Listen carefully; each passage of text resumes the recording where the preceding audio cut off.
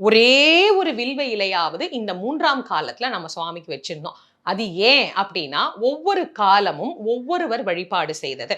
முதல் காலத்துல பிரம்மதேவர் வழிபாடு பண்ணினார்.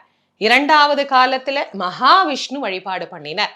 3வது காலத்துல அம்பிகை சாக்ஷாத் சிவபெருமானோடு இணைந்தே அருள் புரியக்கூடிய தேவி வழிபாடு செய்து அருளிய காலம். அந்த காலத்துலதான் பிரம்மாவுக்கும் விஷ்ணுவுக்கும் இடையே ஏற்பட்ட வாதத்தை போக்குவதற்கு எம்பெருமான் ஜோதி ஸ்வரூபமாக லிங்கோத்பவராக நின்ற அற்புதமான நேரம். அதனால அந்த காலத்திற்கு லிங்கோத்பவ காலம் அப்படின்னே பேரு. அதனால அந்த காலத்துல கண்டிப்பாக தூங்கக்கூடாது.